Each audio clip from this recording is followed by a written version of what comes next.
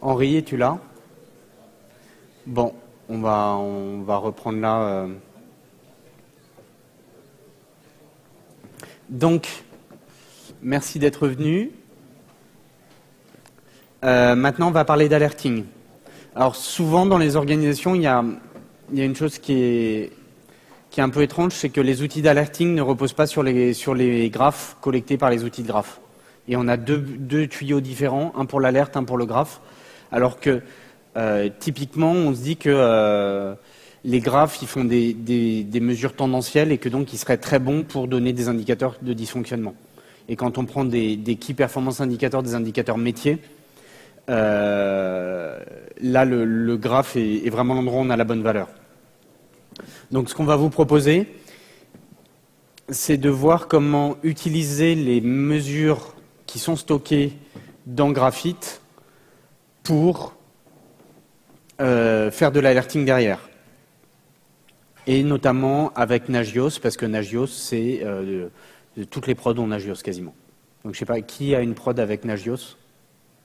Voilà. Donc, tout le monde a du Nagios, et on peut intégrer Graphite à Nagios. Alors, comment est-ce qu'on peut intégrer Graphite à de l'alerting? On va toujours reposer sur la même chose, qui est l'URL API. Donc, l'URL API, c'est le cœur de la restitution de Graphite. Et là, ce qu'on va dire, c'est on va prendre l'URL API, on va l'exporter non pas en image, mais en format textuel, raw text ou JSON, suivant notre outil qui va déclencher l'alerte. Et on va s'intéresser juste aux dernières mesures. Donc là, je vais prendre un exemple avec sysload.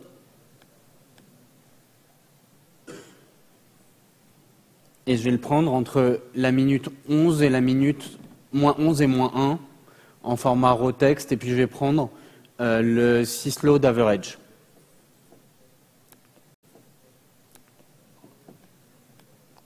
Et alors, il faut que je retrouve un...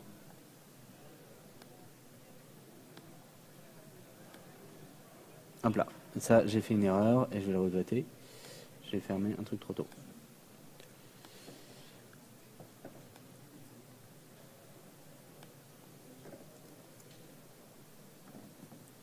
Deux fois render, ça marche pas. Ça marche pas non plus. Render.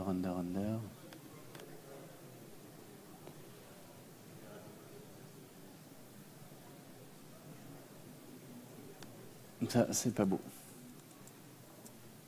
Voilà. Alors là, pourquoi est-ce que j'ai un sysload qui est aussi faible? Bon, c'est pas un bon exemple, parce que là, il n'y a rien dedans.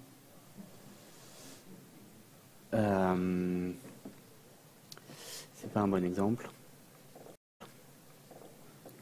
C'est pas grave, on va continuer là-dessus. On verra après. Mais donc là, ce que je vais faire, c'est je vais interroger Graphite sur une métrique et je vais lui demander de me le renvoyer au format textuel. Ce qui fait qu'après, il va me le renvoyer avec ma métrique, les dates de début et de fin de collecte, l'intervalle, et ensuite toutes les valeurs qu'il a prises. Et moi, je demanderai à mon outil de supervision de prendre, par exemple, la dernière valeur. Bon, alors là, elles sont à 0, mais par exemple, si ici, ici, je pourrais être à 5 en dernière valeur de... Mais là, c'est que la machine, au moment où j'ai pris mesurer sysload, travaillait pas du tout. Donc, c'est comme ça que vont travailler tous mes outils d'alerting sur Graphite. On fait une sortie comme un graphe, mais en fait en format textuel, et sur une période qui, en général, est le passé proche, plutôt qu'être sur une semaine ou sur 15 jours. Alors, d'abord, je vais vous montrer un outil d'alerting qui est dédié à Graphite, donc qui s'intègre très bien avec Graphite, qui s'appelle Seren, et qui est notamment connu parce qu'il a servi à l'équipe de Barack Obama pour la campagne électorale. Sur Amazon en plus, donc on est sur plein de techno cool, c'est merveilleux. Et Donc Seren, lui, il va savoir, je vais savoir lui donner des seuils d'alerte graphite, et après il va savoir m'envoyer des emails ou des notifications PagerDuty, qui est un système d'alerting fréquemment utilisé par les ops. Alors Seren, c'est open source, c'est disponible sur GitHub, les pull requests, c'est facile à faire. C'est un war Java, et derrière il stocke ses informations dans MongoDB. Alors moi j'en ai déployé un, à nouveau, sur le cloud toujours. Voilà. Et là, j'ai un ensemble d'alertes. Alors, notamment, j'ai défini une alerte qui est le sysload average sur ma machine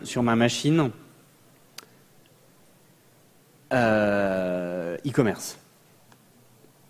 Donc, je l'ai appelé CloudBees sysload parce que ça, c'est le déploiement pas en local, mais sur CloudBees. La target que j'ai pris, c'est le sysload de mon nœud, que vous voyez là. Et je vais définir deux valeurs. Je vais définir une valeur de warn et une valeur d'erreur. C'est très traditionnel, on va retrouver ça aussi dans le monde de Nagios. Je vais l'activer. Et là où c'est pratique d'avoir un outil d'alerting qui est spécialisé Nagios, spécialisé graphite, c'est qu'il va me faire des graphes sur de la valeur que je veux contrôler sur 15 minutes, 1 heure, 1 jour, 1 semaine, et qu'en plus, il va me faire les freezes. Alors là, c'est lié à... ouais, ça c'est un petit peu bas, c'est lié à ma fréquence d'export. Il va me faire les freezes de mes seuils de warn et d'erreur. Donc comme ça, je m'y retrouve bien. Je comprends bien ce que je fais. Et là, je vais dire donc que mes seuils d'alerte, ils sont avec un sysload à 5 et un sysload à 7. Et après, je vais rajouter des subscriptions.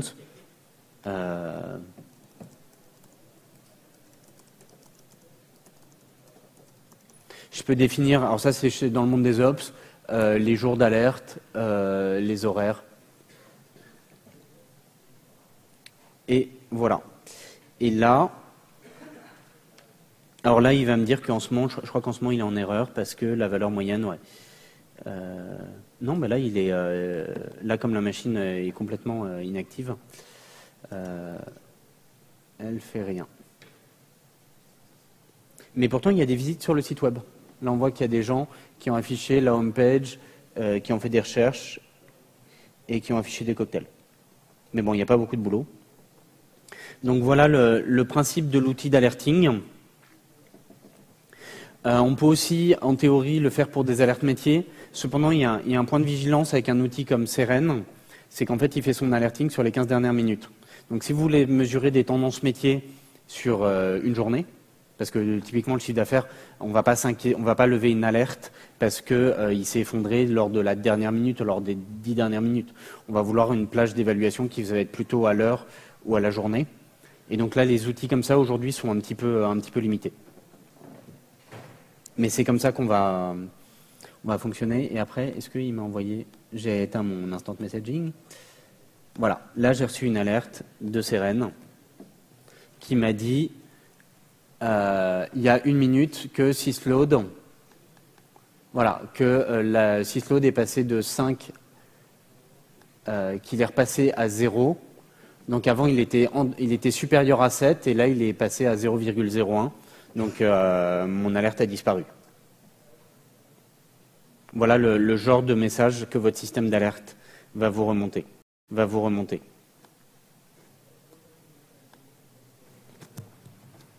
Donc là, c'est un autre exemple de mail. Alors là, bon, je vous ai montré comment on a branché de l'alerte sur sysload. On pourrait en brancher aussi sur les autres. Sur le website revenu, ça pose un problème. C'est que Seren sait faire que des études sur 15 minutes, sur les 15 dernières minutes et pas sur la dernière journée. Donc pour le moment, il faut faire une pull request pour qu'il progresse un peu là-dessus. Nagios, Nagios c'est la star du monitoring. C'est open source aussi. Je ne sais pas si vous êtes familier des écrans Nagios, mais on voit toujours cette approche avec des carrés rouges quand il y a des alertes et que ça ne va pas. Il y a 2 plugins connus pour intégrer Nagios à Graphite, donc pour que Nagios consomme des alertes Graphite. Le premier, il est fait par un Français qui s'appelle, alors je ne sais pas s'il est français ou suisse, mais il est diplômé de l'EPITA, qui s'appelle Pierre-Yves Richard, et il travaille pour Paperly depuis la Suisse. Et il y en a un deuxième plugin qui est fait par Jason Dixon, qui est assez connu parce qu'il fait beaucoup de buzz et il travaille pour GitHub, lui. C'est pas Twitter, c'est GitHub. Donc c'est le même principe. Vous définissez un seuil d'alerte, enfin un seuil d'erreur, un seuil de warning. Le graphe à collecter et lui va vous générer une alerte dessus. Comme on est un peu short là, c'est plus simple de ne pas le faire et de toute façon, comme je vous ai avoué au début, on n'a pas eu le temps de le déployer sur nos postes. Ni en version cloud, parce qu'il n'y a pas de as a service pour Nagios qui existe. Donc voilà, ça c'était la partie alerting. Donc si vous déployez de Graphite dans votre organisation, après vous pouvez vous intégrer avec l'alerting des ops traditionnel qui est Nagios. Je passe rapidement à une question.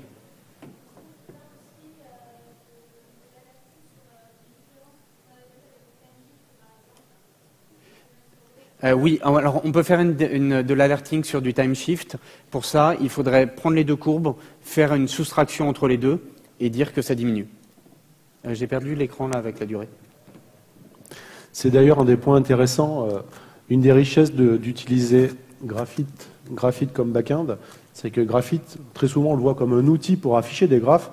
En fait, c'est un système qui stocke des points, des métriques et qui permet de les mouliner et de créer des points, quelque part, des métriques virtuelles. Mais simplement. Autrement dit, on demande un effort à une équipe de dev de produire du point simple. Et c'est le fonctionnel, des équipes fonctionnelles ou techniques qui créent qui recréent quelque part des points virtuels. Parce que tout ce qu'on voit autour des fonctions, quelque part, ça oblige Graphite à régénérer des points. Mais il est fait à la demande au moment où on fait la requête. C'est là toute la richesse de l'outil Graphite, en fait. Donc oui, pour faire de l'alerte, si on a une chute par rapport à la semaine précédente, il faudrait faire une soustraction entre les 2 courbes. Graphite, c'est un framework, il faut coder un peu, mais c'est possible. Alors que je pense que sur des produits commerciaux de plus haut niveau, c'est des choses qu'on aura les plus grandes difficultés à faire. D'autres questions sur alerting? Ou c'est bon? Monitoring et continuous delivery, alors là je vais aller vite. On pense que vraiment il y a de la valeur à déployer en continu le monitoring en plus de nos applications, en même temps que les applications. C'est versionné en même temps, les tableaux de bord peuvent être faits par les équipes de dev et livrés en même temps quand elles introduisent des nouveaux indicateurs. Donc c'est livré en continu les indicateurs et les tableaux de bord et c'est buildé en continu les tableaux de bord par environnement. Si j'ai un template de tableau de bord générique, après, je vais le générer pour la prod, pour la validation, pour l'intégration, en mettant les bons noms de host et les bons noms de variables. Ce que ça nécessite à ce moment-là, c'est dans notre procédure de build de connaître les informations d'environnement. L'URL du serveur Graphite en prod n'est pas la même que celle du serveur de valide, par exemple. Donc il y a un travail là-dessus, enfin une nouvelle information à mettre dans le continuous delivery. Et ensuite, ce qu'on fait, c'est qu'on déploie les tableaux de bord sur un repo Maven. Et on va automatiser l'installation de ces tableaux de bord avec du scripting, comme on automatise le déploiement des web applications. Je vous ai montré un tableau de bord tout à l'heure. Là, juste ce que j'ai fait sur ce tableau de bord Markdown. Le tableau de bord Markdown que vous avez vu, il a été généré en fait. J'ai utilisé Groovy avec le string template et j'ai variabilisé en haut le nom de l'environnement, la version de l'application déployée. J'ai variabilisé la Graphite base URL qui est le nom du serveur Graphite. Et avec ça, ce template, je peux générer en continu. Donc, j'ai mon template Markdown avec du Groovy String Template. Je vais rajouter mes informations d'environnement avec le nom de l'environnement, l'URL du serveur Graphite et toutes les autres informations dont j'ai besoin pour mon environnement. Avec ça, je me fais un petit script Groovy de génération, de fusion de ces informations. J'intègre ce script Groovy dans mon pom.xml, dans mon build Maven, avec le Gmaven plugin, et je génère à ce moment-là les vrais dashboards.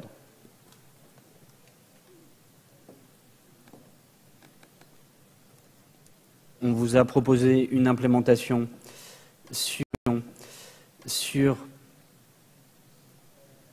Google Code, sur GitHub, pardon. Et sur mon Maven Repository, je déploie en continu les tableaux de bord sous forme d'un tar GZ. Donc si c'est déployé sur un repository Maven ou équivalent, je sais facilement automatiser la collecte. C'est versionné, c'est traçable. Quand j'ouvre ça,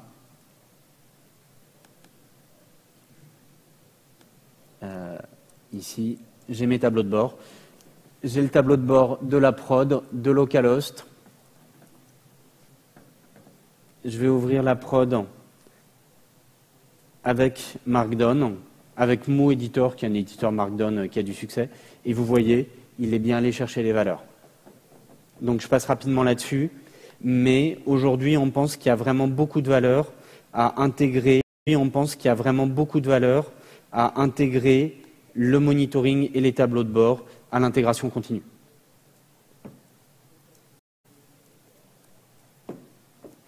Ce qui est difficile à faire avec des outils de monitoring non scriptables. C'est une force de Graphite, l'URL API est scriptable. Si vous avez un outil propriétaire qui est que en GUI web, vous aurez les plus grandes difficultés. Alors, maintenant, je vais donner la main à Henri pour vous montrer. On vous a fait des illustrations avec des choses déployées sur le cloud.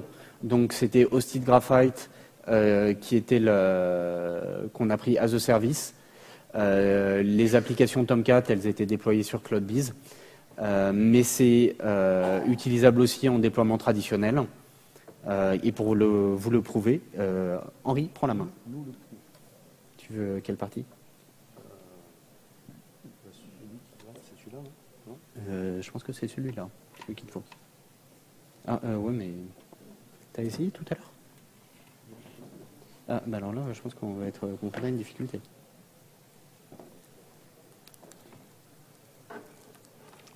Non, mais il faut un... C'est pas du VGA. Ouais, HDMI, c'est pas, c'est tout.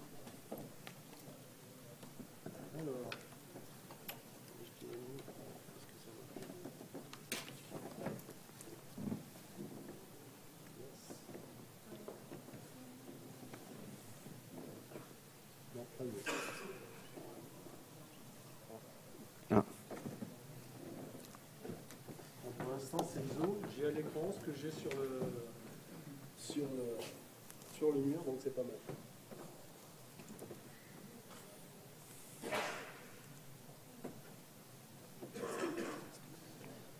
Non, mais sinon, c'est du VGA, c'est pas mal. Voilà, c'est bon.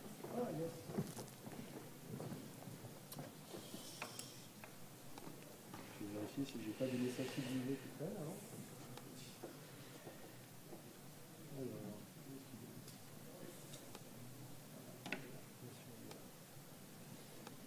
Ok. Alors attendez, il faut juste que je trouve l'écran où c'est stocké. Est-ce que c'est là? Il y a quelque chose là? Non. Je ne vois pas mes écrans. Je ne sais pas dans quel écran je suis. Est-ce que je suis là-dessus? Est-ce que je vois quelque chose? Le micro? Ah, il est éteint ton micro?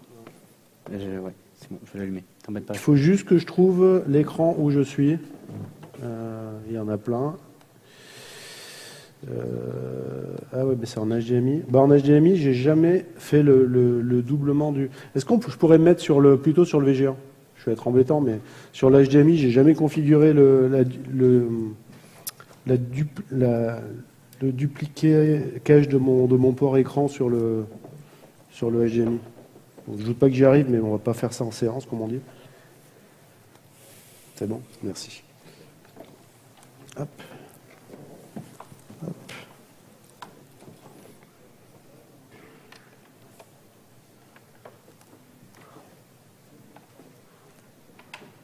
Ah.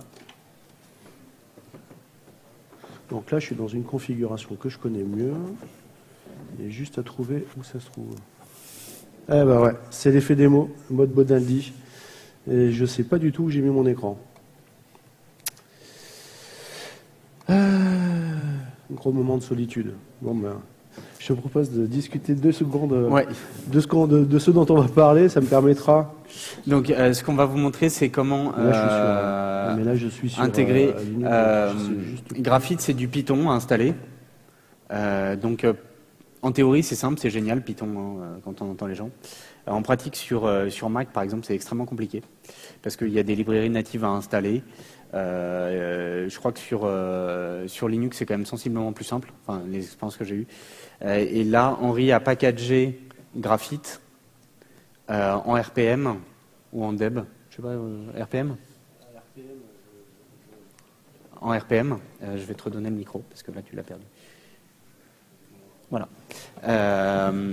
Et on va vous montrer comment on a automatisé tout le déploiement des web apps et du monitoring en RPM.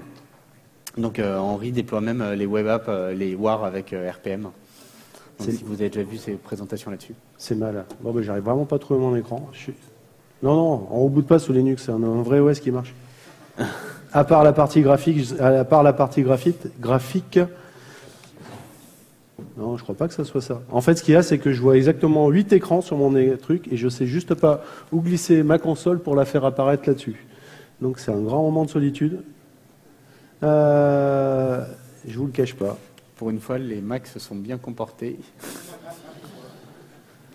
Ouais, mais le pas si fréquent que ça. Bon, comment je vais faire là? Bah, sinon, tu le racontes de vive voix. Bon, allez, sinon je vais vous raconter une histoire. On va raconter une histoire. Donc j'aurais pu me mettre devant ma console. Vous m'auriez vu taper plein de commandes. Alors dedans, vous auriez vu du RPM, du zipper, du ls, du cat et compagnie. Mais comme je sais que c'était pas le fond de la présentation d'aujourd'hui et que vous devez tous savoir qu'il y a une super présentation faite par les mercenaires de DevOps ce vendredi, où là on va le faire pour le coup du début jusqu'à la fin. T'as vu, je l'ai bien placé. Donc je vous inviterai plutôt à venir à cette présentation-là, parce que là pour le coup on va prendre des applications XY, on va les décortiquer, on va les packager pour entrer dans différents modes, notamment du déploiement continu. Tout ce qu'on a vu là juste avant, ça s'appuyait notamment sur un outil qui s'appelle Graphite. Qui fait du Java ici? Oh, il y a une bonne majorité quand même. Qui fait du Ruby? Donc gem, builder, gem install et tout. Qui fait du Python? Ah mais non, ça se réduit beaucoup. Donc on a une personne qui fait du Python qui trouve que c'est compliqué d'installer une application Java aujourd'hui sur un serveur quelconque. Un serveur, mais une machine qu'il a, lui. Juste une, c'est bien. Qui trouve compliqué d'installer du Ruby sur une machine. Un peu plus. Qui trouve compliqué d'installer du Python sur une machine. D'accord. Le problème de Graphite, sa force et sa faiblesse, effectivement, c'est qu'il est codé en Python. C'est pas que le Python est compliqué, c'est que quand vous voulez monter ça sur un serveur, il y a un ensemble de prérequis, et Dieu sait que Python, que Graphite en a. C'est, par exemple, vous avez, est-ce que si je vous parle de Django, ça vous parle? Pas le chanteur, hein. Enfin, pas le musicien. Django, c'est un des frameworks de présentation qui est utilisé dans Python, lequel Graphite se base dessus, notamment pour la superbe interface qu'on voit là. Il se base aussi sur du SQLite. Il se base en fait sur quelque part une stack applicative qui est pas beaucoup moins lourde que ce qu'on se trouverait dans un serveur J2E. Le problème, c'est quand vous allez vouloir installer Graphite sur une machine, alors vous avez 2-3 façons. Premier, vous cherchez sur Internet, vous allez certainement trouver l'information pour le faire sur Ubuntu. Peut-être la 10.04, avec un peu de chance, quelqu'un l'a fait sur la 12.04 ou sur la 12.10. De toute façon, vous prenez l'exemple, il faudra retravailler derrière. Le problème, vous l'avez fait une fois. Après, vous allez, alors si vous êtes dans le monde Debian, vous avez de la chance, mais Ce que vous allez voir, c'est qu'il y a beaucoup de prérequis à tirer derrière. Et vous n'avez pas forcément envie de pourrir votre machine qui fait du graphing avec des informations. Enfin, si vous faites du Java, vous n'avez pas forcément envie d'avoir 95% de l'écosystème Python qui se jette surtout si vous avez un SSD qui vient vite remplir votre SSD. C'est pour ça, dans l'approche pour préparer cette presse, moi, ce que j'ai travaillé, c'est sur une approche où, en fait, on se dit, OK, finalement, un serveur graphite, j'ai besoin de quoi? D'une VM, l'OS, je m'en fous. Ce que je veux, par contre, c'est pouvoir la monter rapidement et la détruire assez rapidement. Donc, en l'occurrence, moi, je suis un gros consommateur d'OpenSUSE depuis quelques années. Donc, les packages, je les ai faits pour l'OpenSUSE. Pourquoi? Tout simplement parce que, en fait, sur OpenSUSE, je sais très précisément comment lui demander de me tirer les petites dépendances, comment je lui demande le serveur Apache, parce que là, il vous faut un serveur Apache pour faire tourner Graphite. Comment j'installe, par exemple, le framework Django. Il y a deux, trois rustines, deux, trois astuces à savoir sur OpenSUSE. Je passe sur CentOS, j'oublie tout, je recommence. Je passe sur Fedora, enfin Fedora et CentOS, ça se rapproche. Et globalement, à chaque fois, vous avez un pattern bien particulier pour installer ces trucs-là. J'ai découvert, il n'y a pas très longtemps, qui c'est qui utilise du CentOS 5 et 6 ici? Je vous donnerai en note de session des packages pour monter très simplement Carbon. Alors en fait, dans la suite Graphite, vous avez quoi? Vous avez Carbon qui est le système de collecte et d'alimentation d'informations conjoint par le réseau. Vous avez le back-end de persistance qui s'appelle Whisper. Donc il vous faut, si on prend un principe de découpage qui m'est cher, il vous faut Carbon, il vous faut Whisper. Donc quand vous avez Carbon et Whisper, l'un sans l'autre, ça ne sert pas à grand-chose, parce que si vous avez le bout du tuyau réseau, mais que derrière vous ne savez pas comment le stocker, vous êtes un peu ennuyé. Mais globalement, vous avez Carbon et Whisper, votre système peut déjà envoyer des points. Et ils peuvent être collectés. Après, il y a toute une mécanique hyper riche dans Graphite, enfin, dans le système, dans la suite graphique, qui permet d'avoir des collecteurs locaux qui les renvoient eux-mêmes à d'autres collecteurs plus loin. Mais ça, on n'est pas là-dedans. Une fois que vous avez Carbon et Whisper, ce qu'il vous faut, c'est la partie web. Et autant compiler Carbon et Whisper sur votre machine, c'est pas compliqué. Installer Graphite sur votre machine, c'est la partie web. Donc, comment j'active notamment un module qui s'appelle WSEGI, ça vous parle? C'est un module Apache pour globalement traiter du Python. Il est un petit peu délicat à installer. Tout ça pour dire que donc sur cette partie-là, vous trouverez sur un site qui s'appelle DevOps Incubator, qui est repris par les mercenaires, comment le faire sur du SUSE ou de l'OpenSUSE. Je vous mettrai les liens pour faire sur du CentOS 6, et il y a de grandes chances que ça marche sur Fedora. Donc si vous êtes en environnement Linux, vous aurez quelque part un mode assez simple. Je pense que sur Ubuntu, c'est pas très compliqué, il faut juste que quelqu'un fasse le package. D'autant, si vous êtes sur Internet, vous cherchez Deb Graphite, vous allez trouver, il y a peut-être déjà quelqu'un qui l'a fait. Moi, ce que je vous conseillerais, quand vous faites du graphite, montez des VM. Il y a une approche dont parlait Cyril, c'est je vais le faire sur mon poste. Vous êtes sur un Mac, attention à la catastrophe, potentiellement vous cassez tout ce que vous avez dedans, quoi. J'ai pas vu, à ma connaissance, il n'y a pas de brou ou de MacPort autour de graphite. Ça sera à faire. Limite, monter une VM, de toute façon, ça va être une VM chip. Vous avez maintenant, on a tous des machines un peu puissantes. On doit arriver à s'en sortir. Vous montez une machine taillée à peu près 1 giga de RAM et vous êtes tranquille. Donc pour la démo en live avec un écran qui marchera, je vous le confirme. De toute façon, j'ai un 17 pouces, je vous accueillerai tous. Si j'ai des problèmes de connectique, je vous accueillerai tous derrière moi. Démo en live vendredi pendant l'activité qu'on a avec les mercenaires, qui va reprendre beaucoup de points de cette présentation, mais plus main dans le cambouis en fait. Voilà, je suis désolé et je pense que je vais trouver comment activer le truc dès que tu auras repris l'écran. Alors, on va... Ouais. Du coup, il n'y a pas d'équivalent graphique en Java Non. Pas encore. Il y a OpenTSB qui est avec... donc, question équivalente à Graphite en Java. Il y aurait OpenTSDB qui repose sur HBase. Donc, ça devient vraiment compliqué à installer.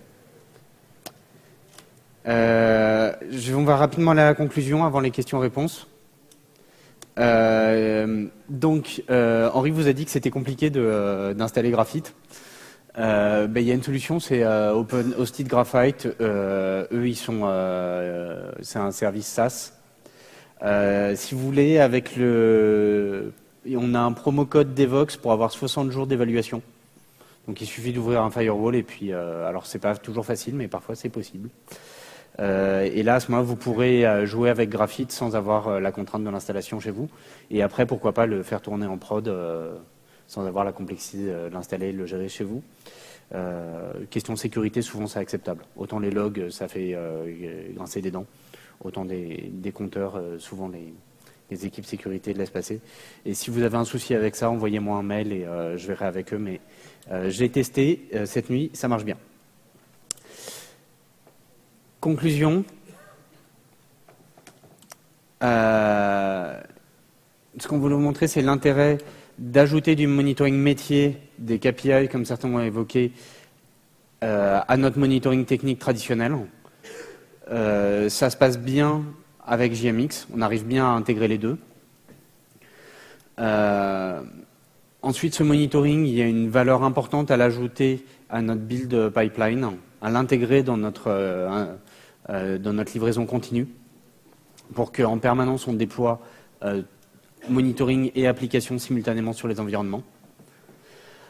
Ensuite, un point très important avec Graphite, et c'est probablement une évolution des outils de monitoring, c'est cette approche self-service qu'on voit énormément là en démonstration sur l'URL API, sur la composition des graphes, qui en environnement de prod est aussi important sur la facilité à créer des métriques sans avoir des workflows entre plusieurs équipes.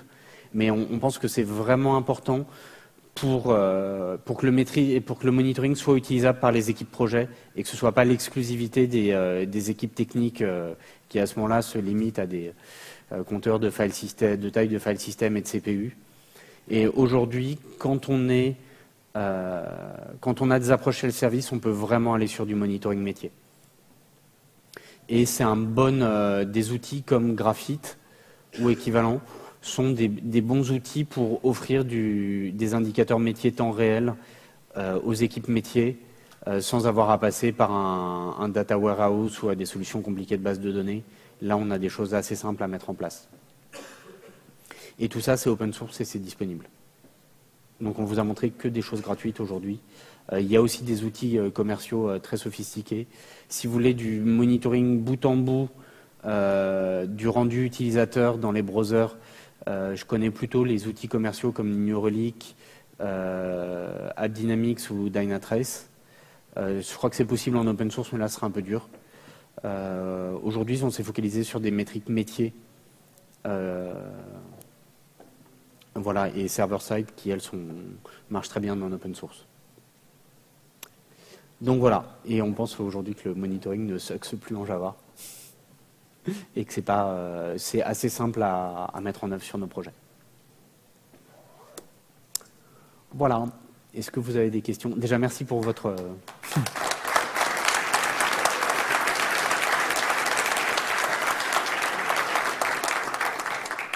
Merci pour votre patience, ça a été long. Peut-être un peu trop long sur la partie JMX, on aurait peut-être dû raccourcir un peu. Est-ce que vous avez des questions? Des points sur lesquels vous voulez qu'on s'attarde? Est-ce que vous avez envie de mettre en place ce genre de choses dès demain sur vos projets? Oui.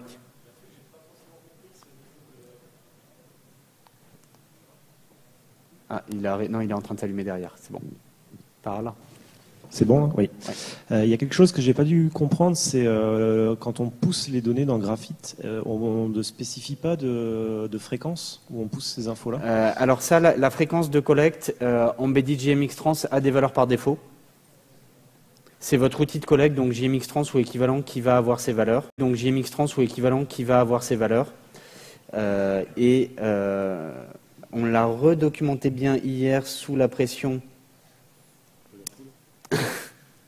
d'Henri. En fait, on peut préciser la fréquence à laquelle on requête, on collecte, et la fréquence à laquelle on exporte. C'est donc ça, c'est du côté de l'outil de collecte qui serait typiquement JMX Trans. Voilà. Ça, c'est dans l'embedded et dans la version standalone, ça se fait aussi. Par contre, c'est une fréquence d'échantillonnage par JMX Trans. C'est une limitation pour l'instant. Donc, si je veux avoir quelqu'un qui collecte à 30 secondes et un à 5 secondes, je suis obligé d'avoir deux JMX Trans, chacun configuré pour collecter. Alors, en sachant que c'est... Il y a une... Pas une... Ouais. Il y a une issue ouverte là-dessus sur GMX. Et en fait, il faudrait sophistiquer plus parce qu'il y a des métriques, par exemple techniques comme la CPU et tout, qu'on voudrait collecter très fréquemment, et des métriques métiers sur lesquelles, en général, il est suffisant de collecter à toutes 60 secondes ou trucs comme ça. Mais après, même on peut collecter très agressivement, très fréquemment, et juste avoir une stratégie, parce que comme ça, on gère les limitations des outils de collecte. Et ensuite, dans la configuration graphite, tu dirais juste que pour les métriques métiers, tu les historises qu'à 60 secondes au lieu de les historiser à 5 secondes. Voilà. Une autre question ? Alors on a vu que l'outil était bien adapté à du monitoring continu d'une plateforme qui est plutôt stable, mais est-ce qu'on peut l'utiliser pour comparer des sessions de tests de performance qui peuvent être courtes? Par exemple, on fait 2 heures de test de performance et on veut le comparer avec la session d'hier et des semaines d'avant. C'est un des usages. Comparer. Alors après, remonter dans... Là, ce qui serait intéressant, ce serait de garder les time series de la session d'avant, reprendre celles d'aujourd'hui et les comparer aux mêmes horaires avec un bon time shift. Je pense qu'il y a du bidouillage à faire. Ouais, je pense qu'il y a un truc où moi je piquerais les fichiers de time series des fois précédentes que j'archiverais, je les remettrais dans le même hosted graph, enfin où je préfixerais par la date de la session et je ferais des time shifts que j'aurais besoin de retrouver comme étant corrects pour bien aligner, faire un clap départ. Ouais, je pense qu'il y a du travail. C'est simple, mais ça demande quand même pas mal de travail graphite. Ou alors, il y a une autre façon, c'est se dire que... Parce que là, le besoin, c'est par exemple, si c'est sur des tests de performance, moi je me suis beaucoup servi de JMX Trans pour faire des tests de performance avec une collecte très précise, très fine, donc c'était pas 5 secondes, c'était limite 1 seconde. Je voulais avoir beaucoup de points techniques sur 1 seconde pour justement détecter les hotspots à un moment donné et qui font que très souvent le monitoring qui passe toutes les 60 secondes voire toutes les 2 minutes, ben lui il rate un élément, il rate un glitch qui peut expliquer un incident. Il y a moyen de faire ça aussi. Il y a moyen. On peut parfaitement dire à Graphite de garder les points, par exemple avec une fréquence d'échantillonnage d'1 seconde sur 2 ou 3 mois. Après, c'est un problème d'espace disque. Sans bricoler, sans rien, si on a du disque, on peut le faire. Là, par contre, effectivement, par point, on passe de 1.7 mégas à beaucoup plus. Il y a une difficulté, c'est que Graphite, il historise à date réelle, alors que toi, tu aurais besoin à date de démarrage. Donc, tu as un offset à faire et ça, c'est un petit peu touchy, je pense. D'autres... Mais tu peux le faire. D'autres questions ? Alors tout à l'heure, on avait une question de quelqu'un qui voulait gérer des percentiles et des moyennes variantes et autres. Et dans ce cas-là, l'approche par compteur basique, comme on a montré nous en JMX, est probablement limitée et on aurait probablement intérêt à utiliser Matrix de Caudal.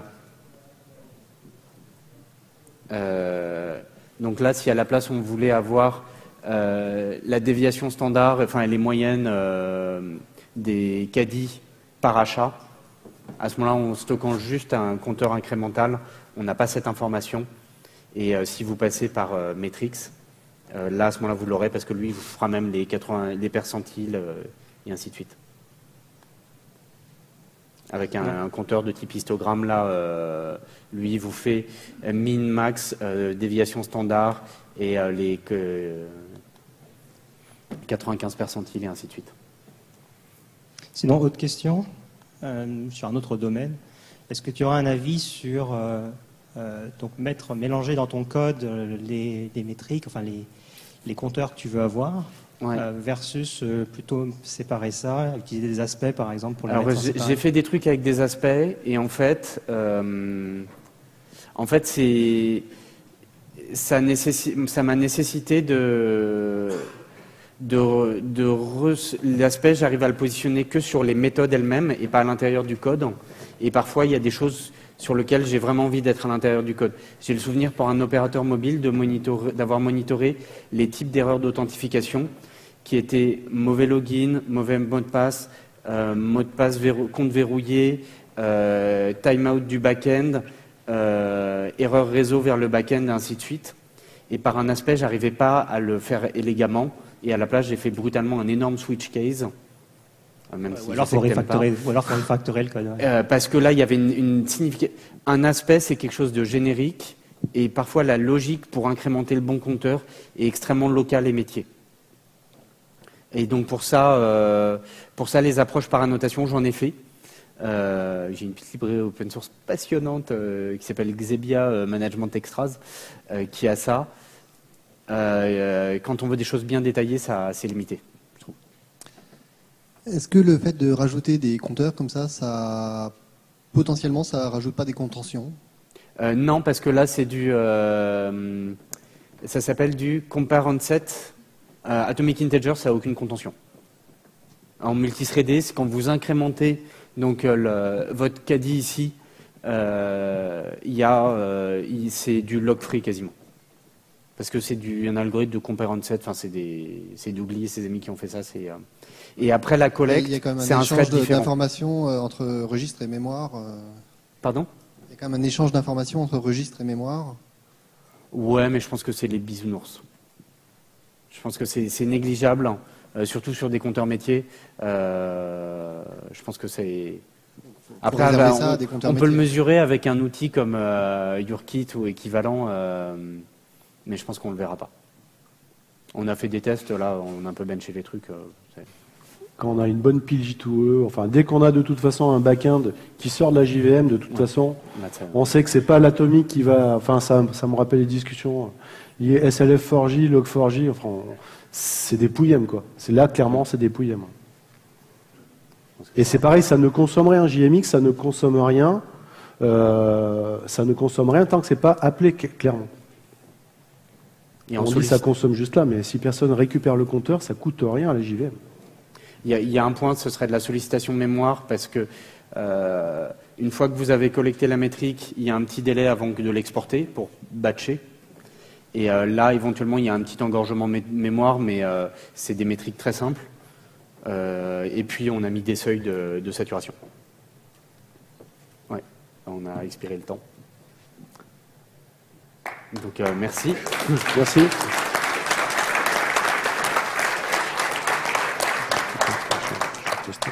Et si vous avez d'autres questions, n'hésitez pas. Et tout est disponible en open source sur GitHub.